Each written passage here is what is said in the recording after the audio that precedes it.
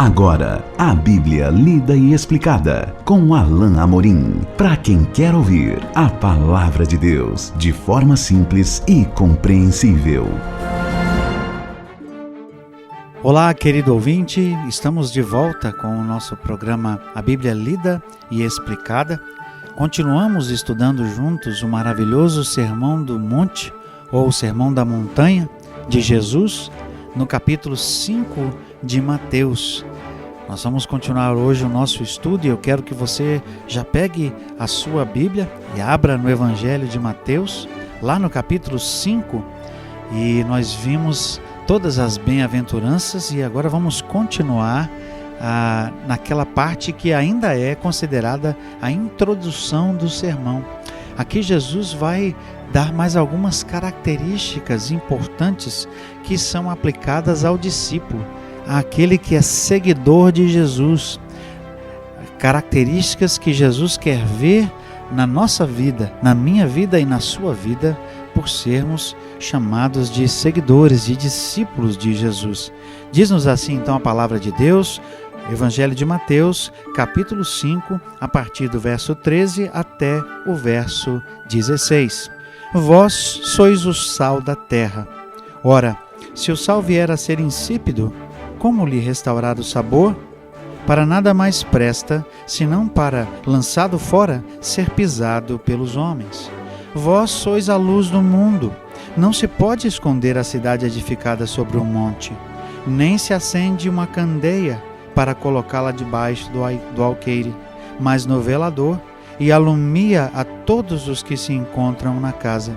Assim brilhe também a vossa luz diante dos homens, para que vejam as vossas boas obras e glorifiquem a vosso Pai que está nos céus. A vida do discípulo é para ser uma vida diferente. A vida do discípulo deve ser uma vida que é contrária a esse mundo. Muitos dos ensinos, muitos dos princípios que Jesus nos traz aqui no Sermão da Montanha, na verdade, considerados como contracultura, algo que ia diametralmente contra a cultura da época, diferente. O discípulo de Jesus não é mais um apenas, não é outro que está no seu contexto e se mescla, se mistura e que é como os outros. Nós somos chamados para sermos diferentes. E ainda assim, como a gente vai ver daqui a pouco, nós somos chamados para estar nesse mundo. Então, nós estamos nesse mundo, mas não somos desse mundo. Temos que ser diferentes.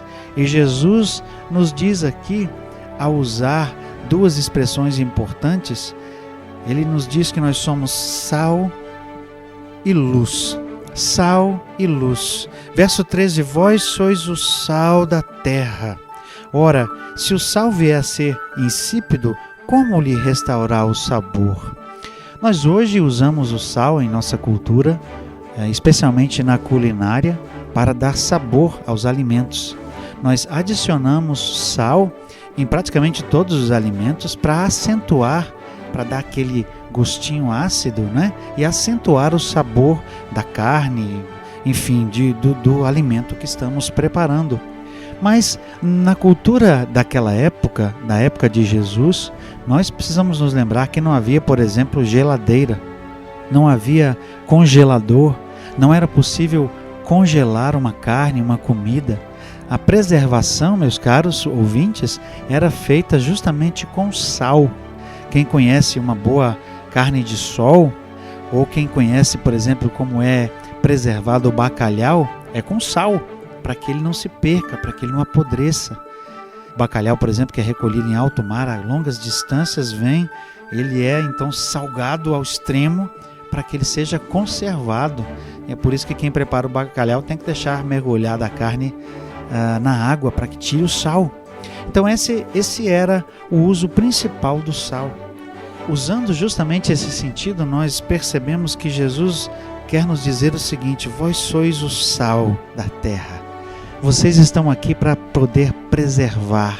Vocês estão aqui para não permitir que haja podridão, para não deixar que haja decomposição do quê? Da moral, a decomposição dos costumes, das relações. Nós, como os discípulos de Jesus, somos guardiães da boa palavra, da boa postura, da boa ética, do bom comportamento. É por isso que somos sal. E com a nossa vida nós devemos permear, então, os relacionamentos, os lugares onde estamos, para impedir que haja decomposição de relações, de motivos, mas que haja uma boa conduta, que haja ética. Porque o sal insípido aqui não é o sal sem sabor. Não existe a possibilidade do sal perder o seu sabor. O sentido de insípido aqui era naquele contexto, quando, por exemplo, o sal era misturado com outras substâncias e ele perdia a sua capacidade justamente de conservar. Ou seja, ele perdia a sua eficácia. Da mesma maneira, nós não podemos perder a nossa eficácia como pessoas que querem e devem contribuir para o seu meio, devem contribuir para impedir que o mal tome conta, que o mal prevaleça, mas que a verdade seja propagada, que a coisa feita de forma correta seja então o que caracteriza a nossa vida. E Jesus diz assim: não serve para outra coisa senão ser lançado e pisado pelos homens.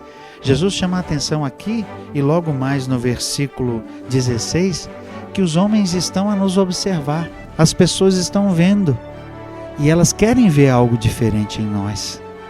Eu tenho certeza que você vai aceitar essa palavra que eu vou dizer para você. O mundo está carente de pessoas que sejam verdadeiramente cristãs. Não são pessoas só que parecem ou que dizem que são crentes, mas são pessoas que são verdadeiramente cristãs, verdadeiramente seguidores de Jesus e que demonstram isso por sua ação, por sua atitude. São pessoas que são sal nesse mundo, que estão ali para preservar o que é bom, o que é correto, o que é justo.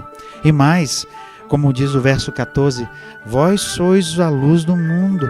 Não se pode esconder a cidade edificada sobre um monte, nem se acende uma candeira ou uma lamparina para colocá-la debaixo do alqueire, mas no velador, e alumia todos que se encontram na casa.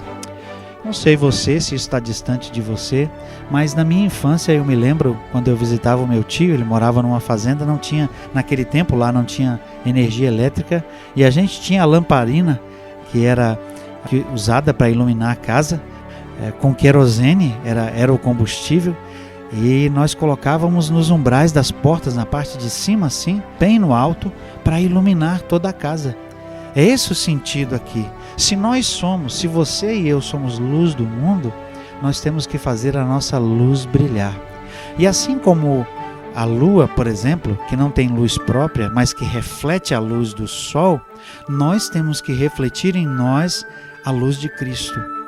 Nós temos que alumiar ao nosso redor, nós temos que iluminar com a luz de Cristo que está em nós, de tal forma que as pessoas vejam e glorifiquem a Deus. É isso que esse texto diz. Não é possível esconder uma cidade que está num monte, ela vai ser vista. Não é possível pegar uma candeia e colocar debaixo da mesa.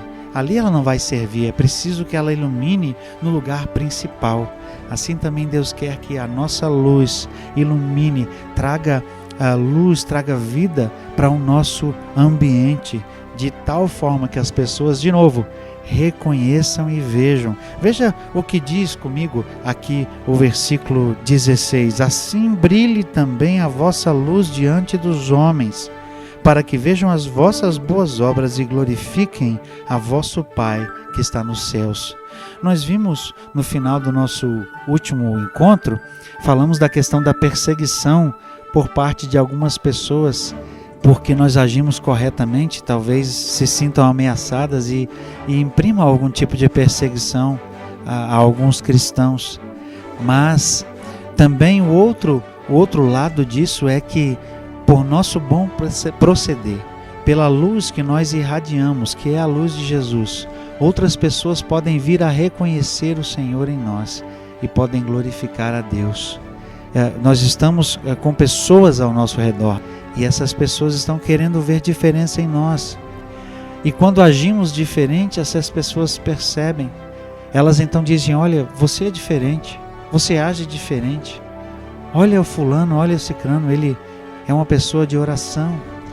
Eu nunca vou me esquecer de uma pessoa lá no meu prédio que não é cristã, mas que sabia que eu era um cristão, que eu era pastor, e ela se aproximou um dia de mim. Ela estava chegando, nossa vaga de garagem era uma do lado da outra, ela estava chegando do hospital, estava fazendo um tratamento de câncer, e ela me disse assim: olha, eu sei que você é uma pessoa de oração, e eu queria que você orasse pela minha saúde, para que Deus curasse.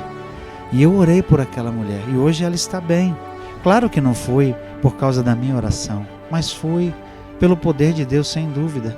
Mas algo que ficou marcado é que ela conhecia que eu era uma pessoa de oração, e isso fez com que ela buscasse me buscasse para que eu pudesse orar por ela.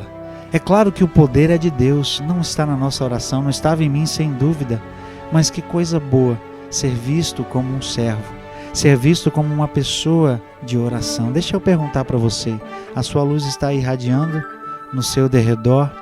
A sua luz está brilhando? As pessoas veem que você é um cristão, as pessoas conhecem você como alguém que é de oração, alguém que é de paz, alguém que tem uma palavra temperada, uma palavra de esperança? Como é que você está agindo nesse tempo? Você tem usado a sua boca, as suas redes sociais para espalhar uma boa notícia, uma palavra de esperança? É para isso que nós somos chamados. Nós fomos chamados para ser sal e luz, como discípulos de Jesus. No nosso próximo encontro nós vamos continuar a estudar o capítulo 5, em que Jesus fala de outro aspecto importante, finalizando essa parte introdutória do chamado Sermão do Monte. E até lá então, que Deus abençoe a sua vida.